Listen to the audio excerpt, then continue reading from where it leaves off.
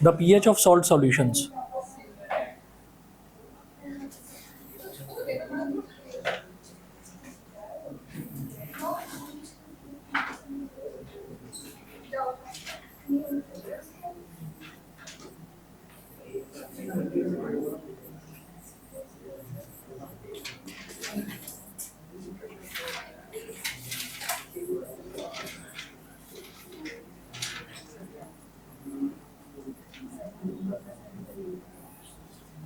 The pH of salt solutions.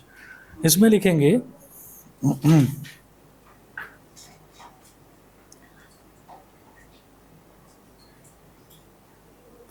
the aqueous solutions of many salts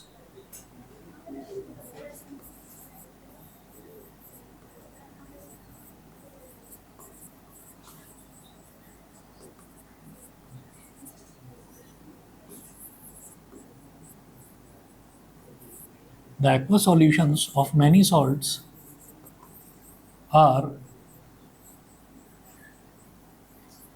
the aqueous solutions of many salts are neutral, having a pH of 7.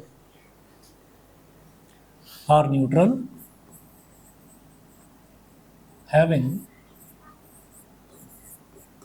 a pH of 7. Are neutral, having a pH of 7, comma, but some salts produce acidic or basic solutions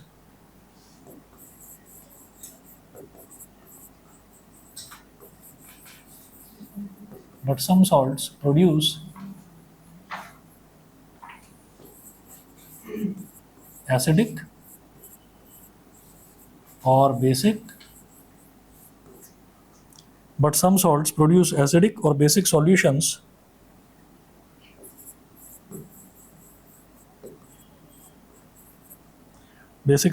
when dissolved in water. When dissolved in water.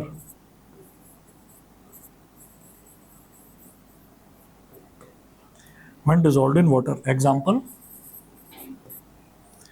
salt solution, इधर लिखेंगे पहले salt solution. Salt solution के नीचे लिखेंगे sodium chloride solution. First number करके sodium chloride solution. इधर लिखेंगे pH 7 और इधर लिखेंगे नेचर न्यूट्रल.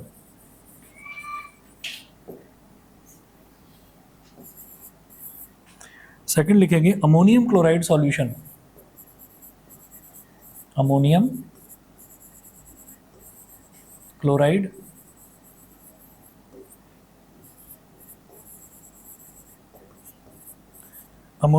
सॉल्यूशन. यहाँ पीएच लिखेंगे 6 और नेचर में लिखेंगे acidic.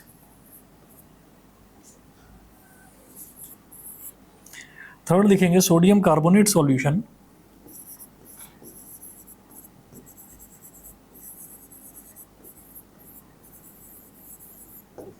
Sodium carbonate solution pH है 9 और नेचर है बेसिक. पीएच है 9 इसका और नेचर है बेसिक. तो ऐसा होता है कि हम ये कहते हैं कि ज़्यादातर जो सॉल्ट्स है ना, ज़्यादातर सॉल्ट्स जो हैं वो सारे के सारे एसिडिक न्यूट्रल होते हैं नेचर में. और कैसे पता चलता है कि आपने सॉल्ट को पानी में घोल दिया. पानी में घोलेंगे तो उसका क्या तैयार हो जाता है, एक्वस सॉल्यूशन तैयार हो जाता है. ठीक, तो हमने क्या करा कि कोई भी सॉल्ट लिया और सॉल्ट को पानी में घोल दिया, तो पानी में घोलने पर फिर एक लिक्विड तो सॉल्यूशन तैयार हो गया. अब मैं उसमें जो लिटमस पेपर है उसको टेस्ट करके देखूंगा.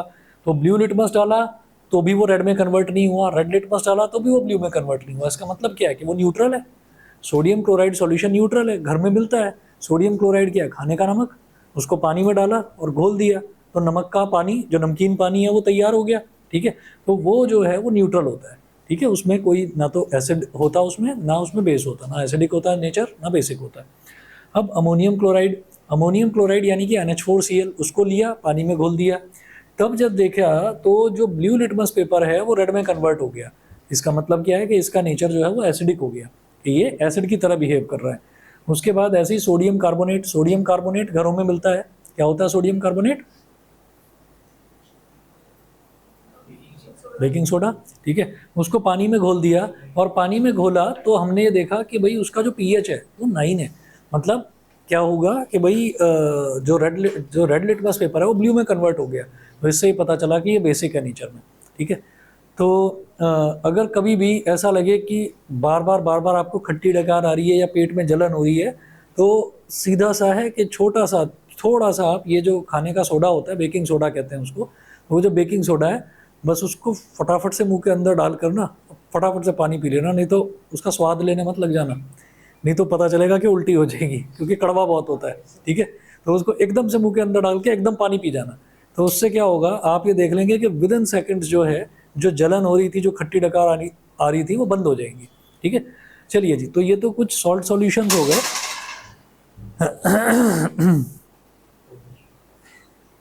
अब देखेंगे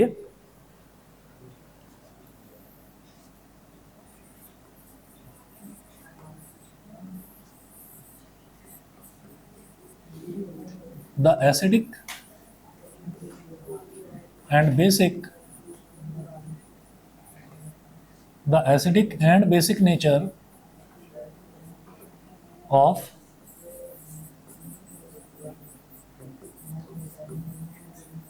salt solutions can be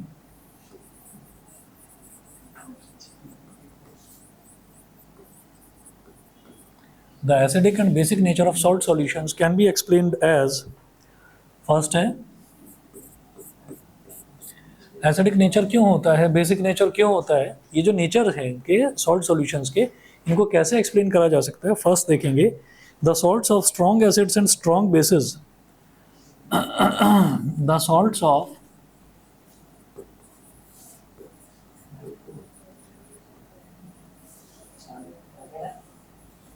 strong acids and strong bases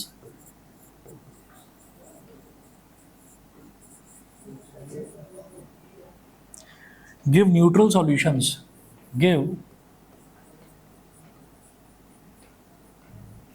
neutral solutions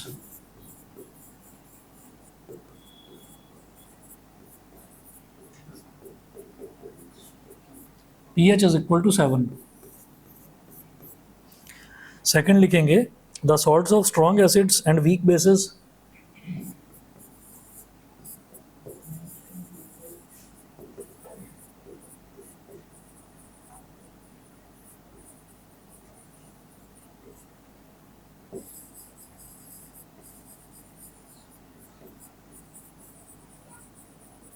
the salts of strong acids and weak bases give acidic solutions,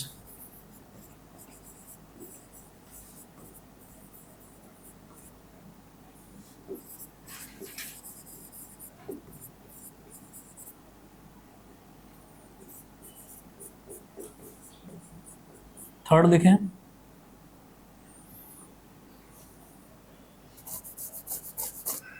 या बल्कि ना थर्ड लिखने से पहले इसका एक एग्जाम्पल लिखें।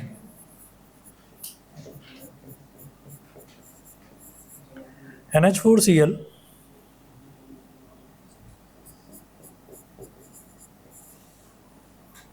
plus H2O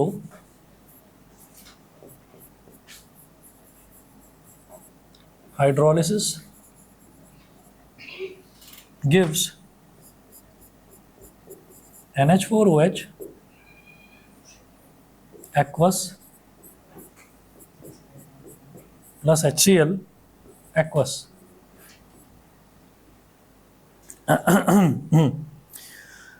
हाँ जी, तो क्या है, जैसे आप ये देखिए the salts of strong acids and strong bases give neutral solutions.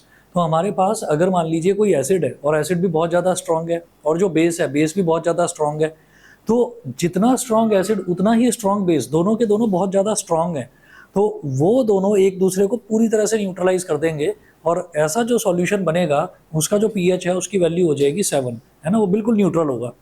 Second में देख रहा हूँ the salts of strong acids, बिल्कुल आप समझिए कि बहुत कॉमन सी चीज़ है, समझ में आ रही है कि जो एसिड है वो स्ट्रॉन्ग है, लेकिन जो बेस है वो उतना ज़्यादा स्ट्रॉन्ग बेस नहीं है। तो जब एसिड, बहुत स्ट्रॉन्ग एसिड और वीक बेस जब दोनों कंबाइन करेंगे तो एसिड की थोड़ी सी एसिडिटी रह जाएगी।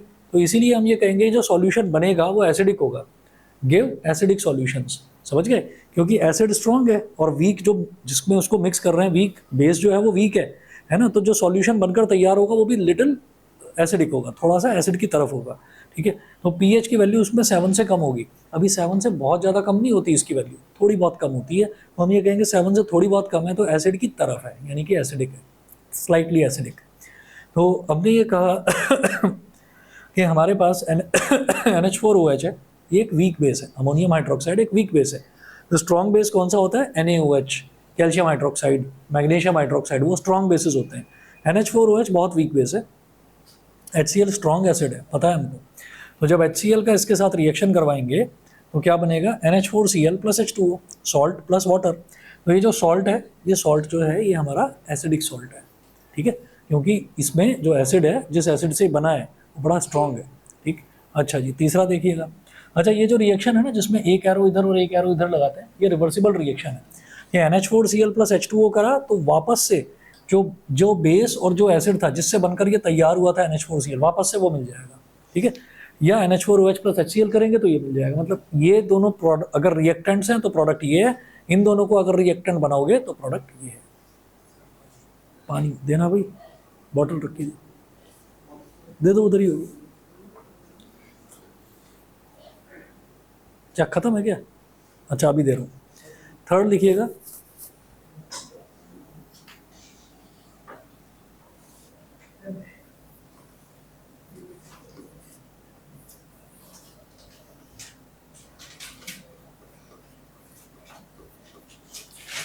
थर्ड में लिखिएगा, the salts of weak acids and strong bases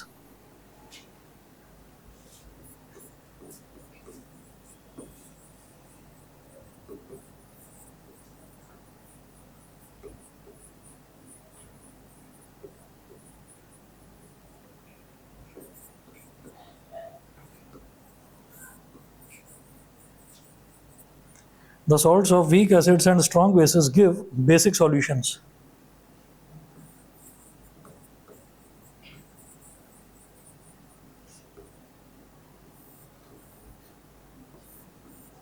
Give basic solutions.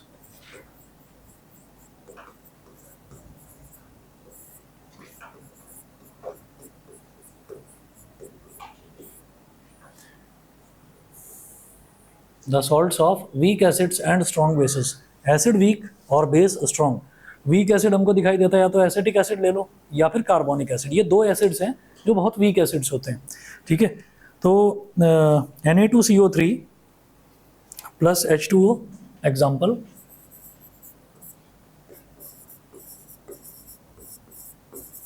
Na2CO3 plus H2O,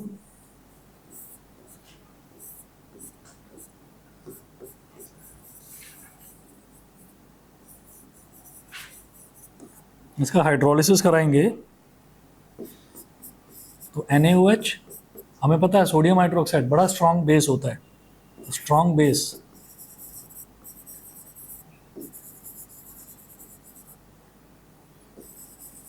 aqueous form में मतलब लिक्विड फॉर्म में होता है, प्लस H2CO3, ये भी एक्वस फॉर्म में। हम जानते हैं दो ही एसिड्स हैं, जब भी कभी कमज़ोर एसिड की बात होगी तो कार्बोनिक एसिड या एसिटिक एसिड, ये दो लेंगे। जब भी कभी कमज़ोर बेस की बात होगी तो NH4OH, अमोनियम हाइड्रोक्साइड लेंगे। तो H2CO3 क्या हो गया? Weak acid. तो ऑब्वियस सी बात है, बेस स्ट्रॉन्ग है, एसिड वीक है, तो रिजल्टिंग सॉल्यूशन जो है वो थोड़ा बेस की तरफ बनेगा, बेसिक बनेगा।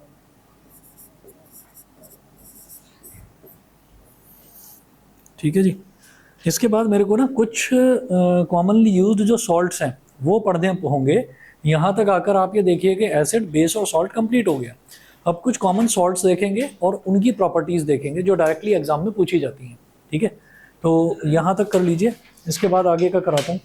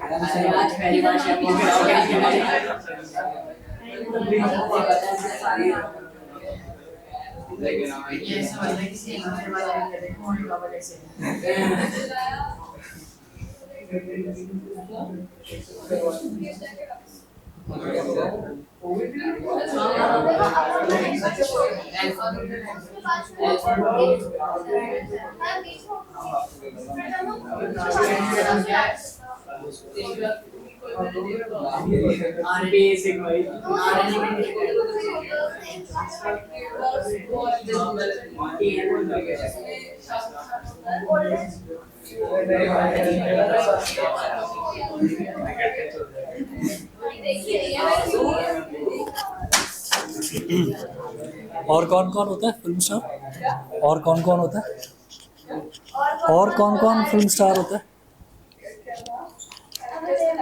फिल्म स्टार कौन कौन होता है? शाहरुख खान, ऐश्वर्या राय और माधुरी दीक्षित। देवदास।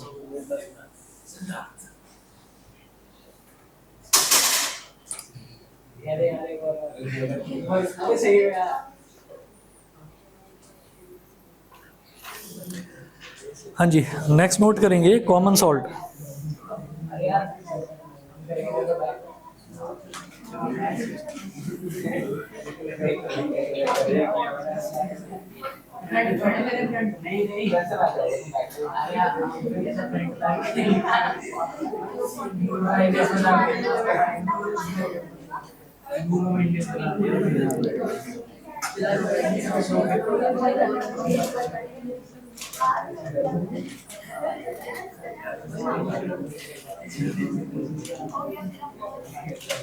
Common salt. अब ना मैं कुछ जो कॉमनली यूज्ड सॉल्ट्स हैं उनकी बात कर रहा हूँ।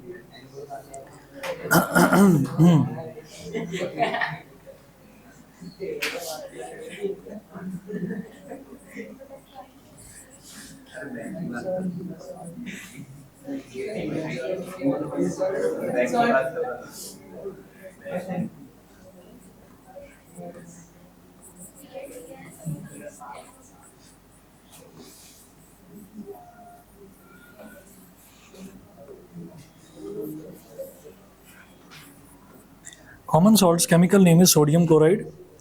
It is a neutral salt.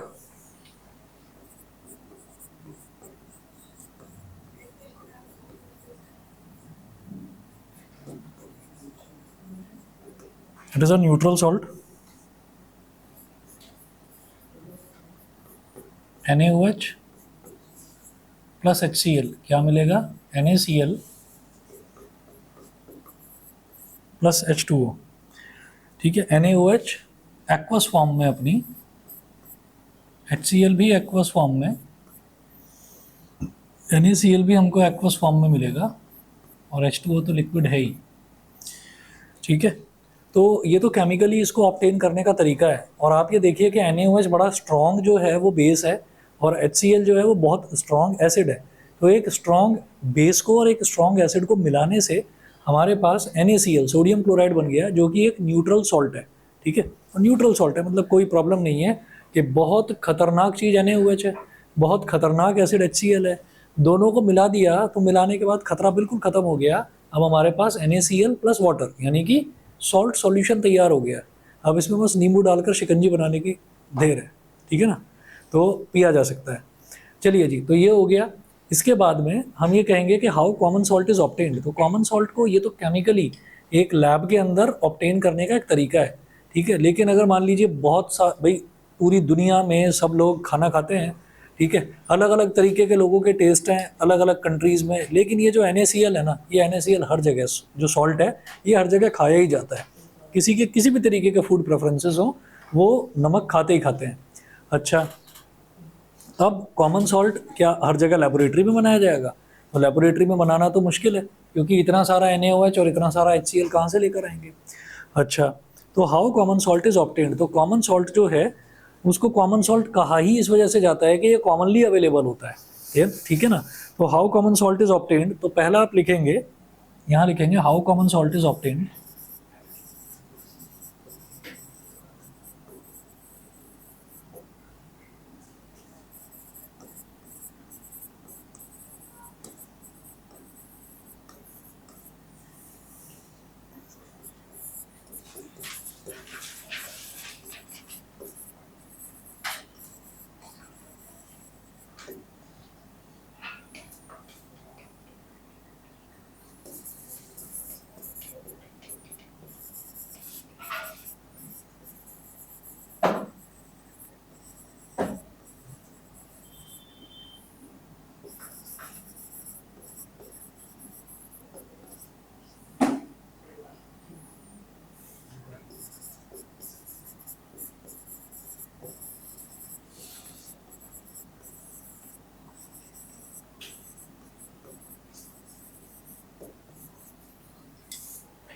from underground deposits in the form of rock salt।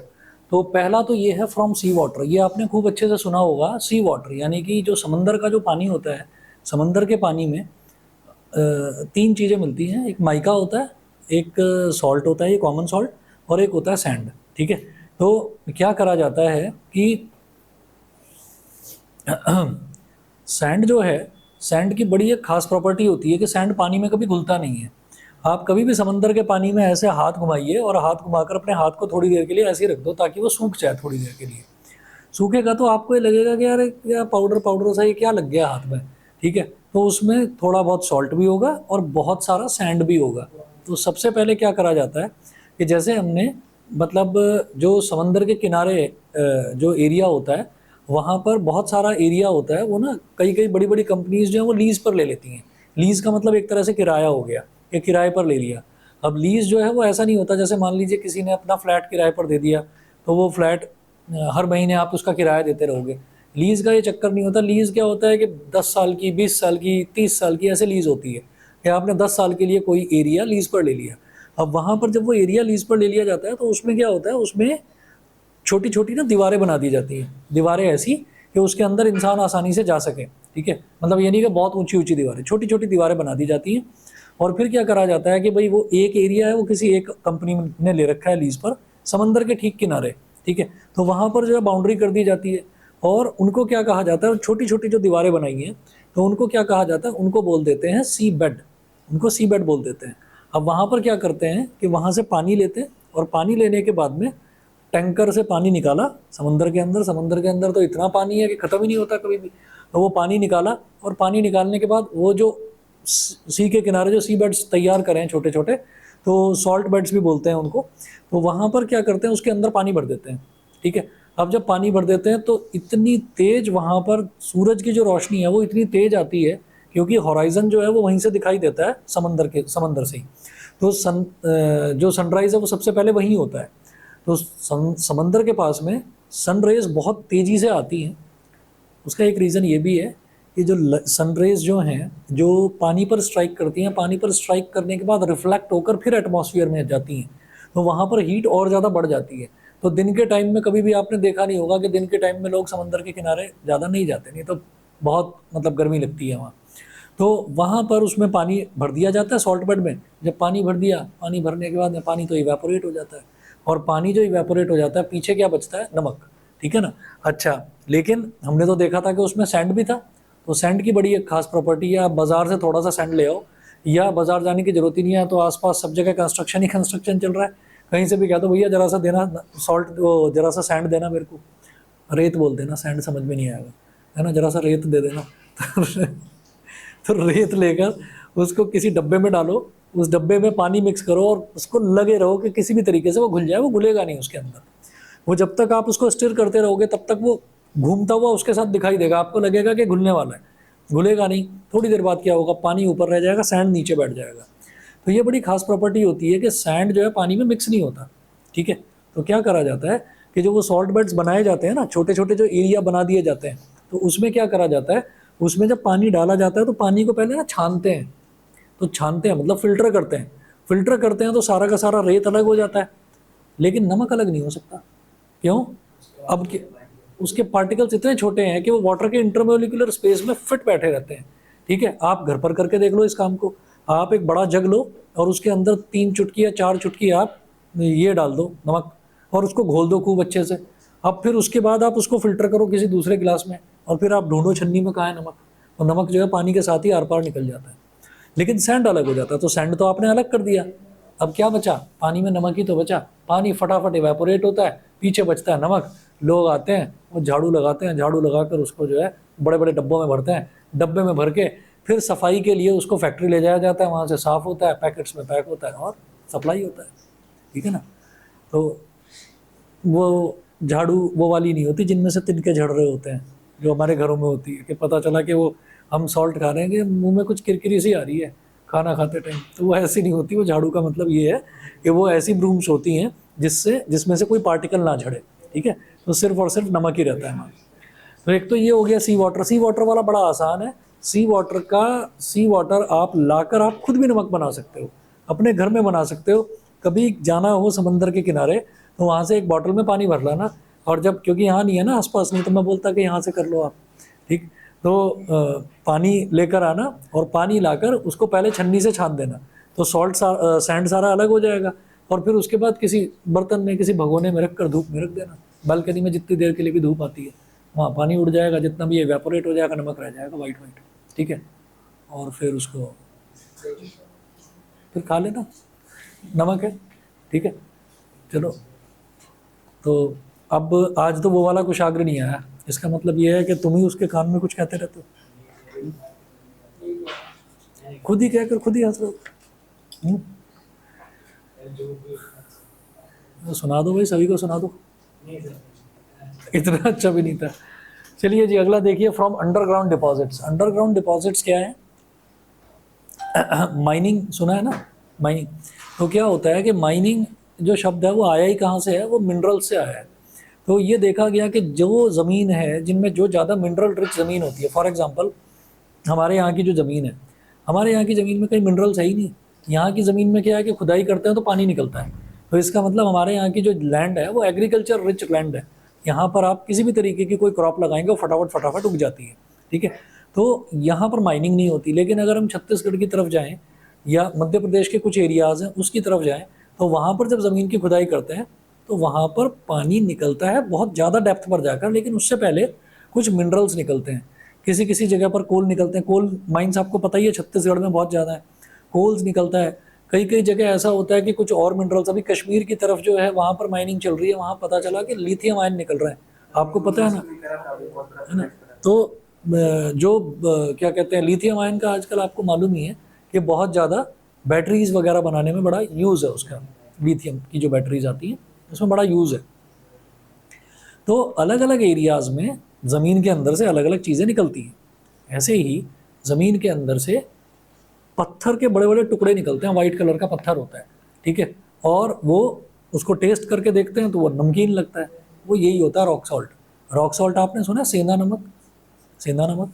तो सेंधा नमक आपने अगर कभी खरीदा हो मार्केट से, और नॉर्मल नमक खरीदा हो जो टाटा का नमक है, तो टाटा का नमक आप खरीदोगे उसके पैकेट को थोड़ा ऐसे ऐसे करना, तो नमक इधर इकट्ठा हो जाएगा, फिर इधर इकट्ठा हो जाएगा। जरा सेंधा नमक को ऐसे ऐसे करके देखना, हिलेगा भी नहीं।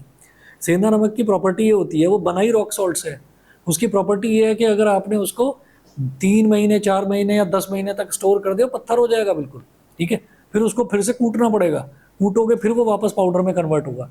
तो सेंधा नमक, जिसको उपवास वाला नमक भी बोलते हैं, उपवास में यूज़ करते हैं, वो वाला नमक ये रॉक सॉल्ट है। दोनों ही बराबर खाने के काम आते हैं। अच्छा जी, इसके बाद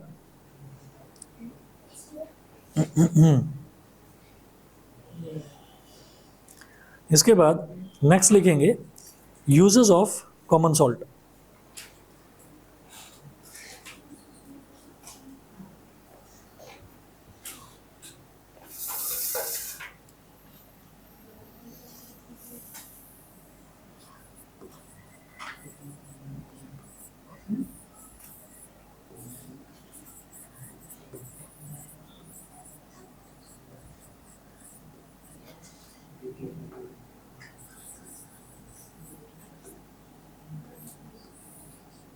यूजेस ऑफ कॉमन सॉल्ट,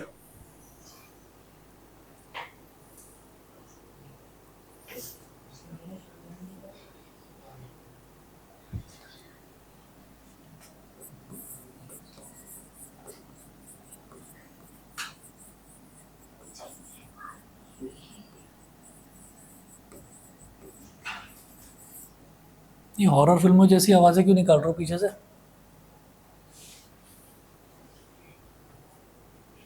क्या हो गया, भूल भुलैया देख कर आए हो? मंजुलिका की। It is used for making a large number of chemicals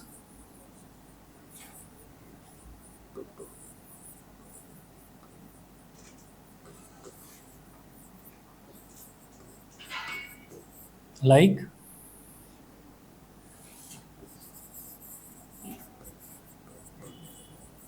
baking soda,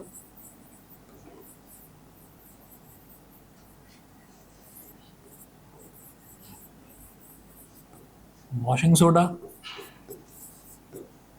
HCl etcetera. तो इसकी हेल्प से बहुत सारे ये केमिकल्स बनाए जा सकते हैं। अगला देखें,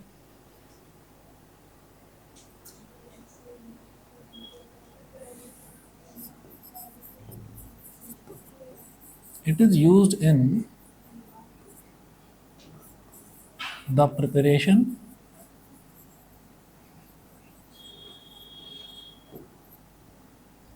of food. Third,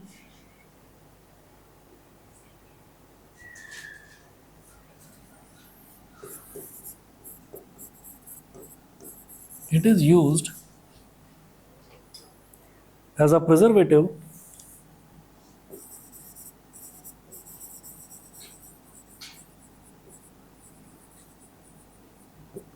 it is used as a preservative in pickles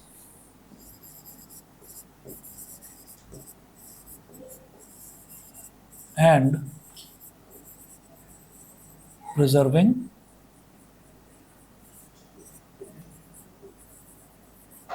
meat and fish.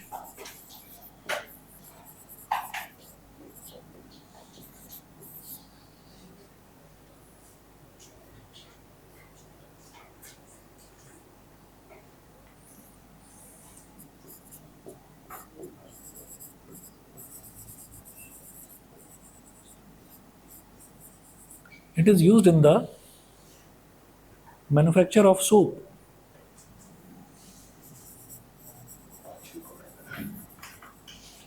It is used in the manufacture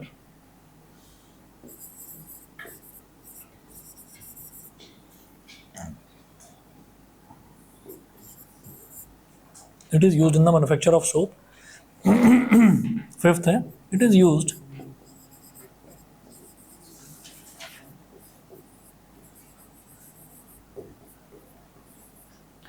to melt ice from roads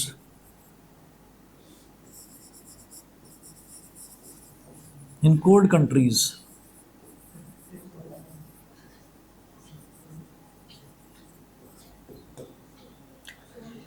in cold countries.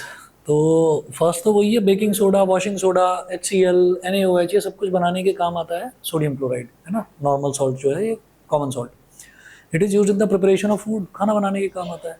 It is use as a preservative in pickles, तो कोई भी अचार है या meet को preserve करके रखना है या फिश को प्रिजर्व करके रखना है तो उसमें नमक जो है वो बड़ा काम आता है। अच्छा, फिर है it is use in the manufacture of soap. It is use in the manufacture of soap, तो सोप को बनाने में भी ये काम आता है, ठीक है। फिफ्थ है it is use to melt ice from roads in cold countries. तो ठंडे जो देश होते हैं, ठंडे देशों में क्या होता है कि बर्फ़ जम जाती है, सड़कों पर बर्फ़ जम जाती है। जैसे यहाँ पर क्या है, मतलब हमारे यहाँ पर सुबह सुबह गाड़ी गंदी हो जाती है, धूल मिट्टी इतनी उड़ती है, तो सुबह गाड़ी साफ़ करनी पड़ती है। वहाँ पर क्या है, वहाँ पर अपना लोगों का यही काम है, वो अलग तरीके के वाइपर आते हैं, पहले वो उससे पूरे बर्फ़ हटाएंगे गाड़ियों पर से, फिर उसके बाद में सड़क जो होती है, सड़क पर बर्फ़ जम जाती है। तो आपने जैसे देखा होगा सुबह सुबह के टाइम पर हमारे यहाँ पर रोड्स की सफाई करने के लिए एक ट्रक चलता है, देखा है, वो ट्रक के नीचे गोल गोल ब्रूम घूमती रहती है, वो धूल मिट्टी उड़ती नहीं है उससे। उससे होता क्या कि धूल मिट्टी जो भी वहाँ पर नीचे नीचे उड़ रही होती है वो वहीं पर वो सक करके सारा अपने अंदर इकट्ठा करता रहता है, ठीक है। तो इसी तरीके से जो कोल्ड कंट्रीज़ हैं, कोल्ड कंट्रीज़ में बड़े बड़े ट्रक्स चलते हैं, और बड़े बड़े ट्रक्स जो हैं वो पूरी रोड पर, जहाँ जहाँ पर बर्फ़ जमी हुई है, जहाँ जहाँ पर रोड है, वहाँ पर नमक छिड़कते हुए चलते हैं। तो नमक का काम ये होता है कि जो भी जमी हुई बर्फ़ है उसको पिघलाता चलता है, ठीक है। अच्छा जी, उसके बाद हेडिंग डालेंगे केमिकल्स फ्रॉम कॉमन सॉल्ट। क्या हुआ? अच्छा, तुम्हारी इसकी दोस्ती पहले से ही है या अभी हुई है? वो तुम नहीं आते हो ना, तो तुम्हें पूछता जरूर है, इसलिए मैंने पूछा।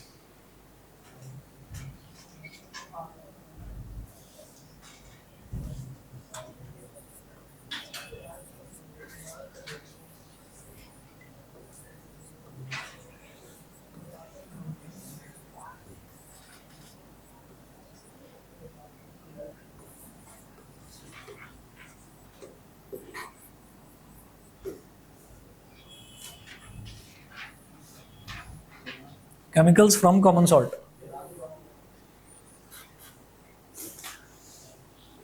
सम of the important chemicals which are obtained from common salt. तो कॉमन सॉल्ट से कुछ केमिकल्स हैं जो बनाए जाते हैं। पहला लिखेंगे सम ऑफ द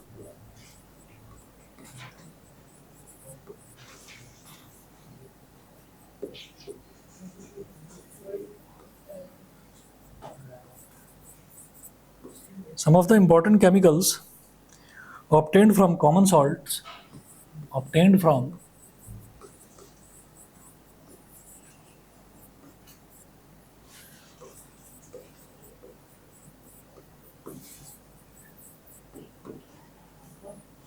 are,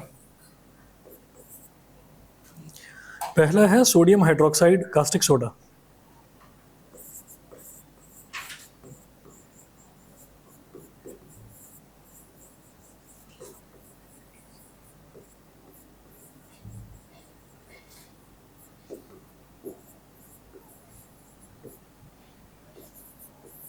दूसरा है sodium carbonate washing soda.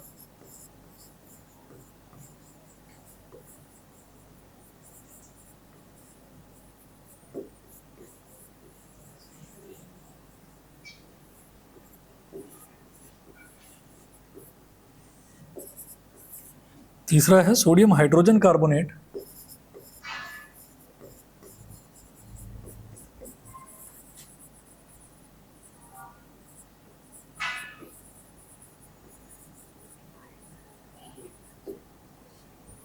Baking soda.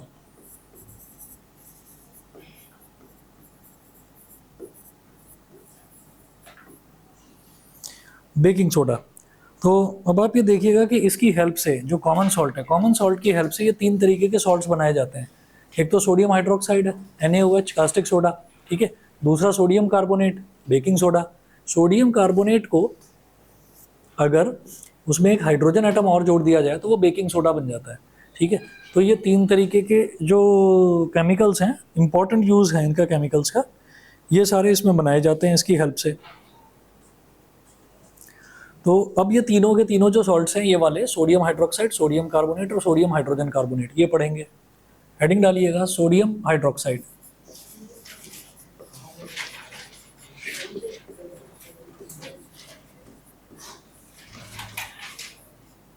Sodium hydroxide NaOH, NaOH, it is produced by the electrolysis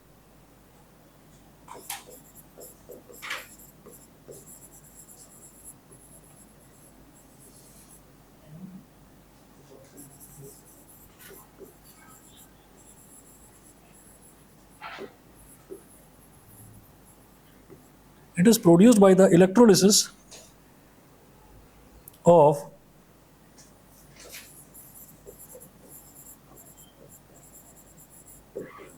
a concentrated aqueous solution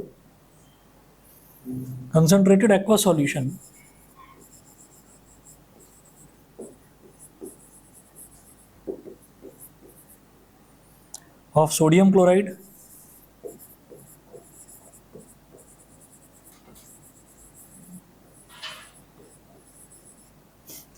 chloride, which is called brine.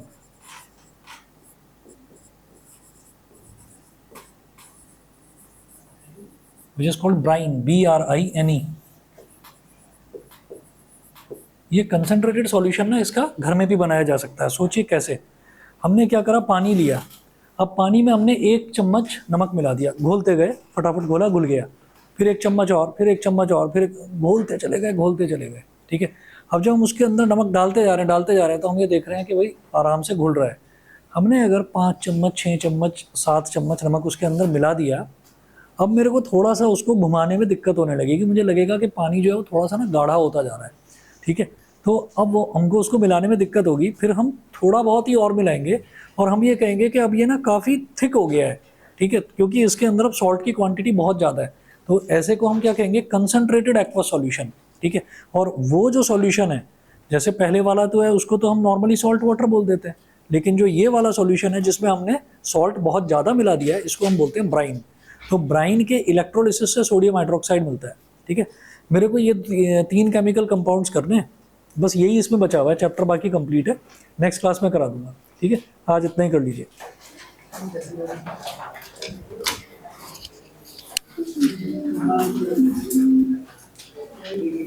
Okay ji, okay okay.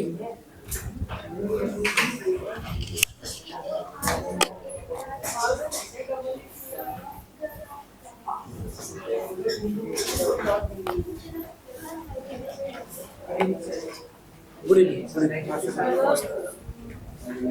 ये पापा का operation था, मेरे भैया को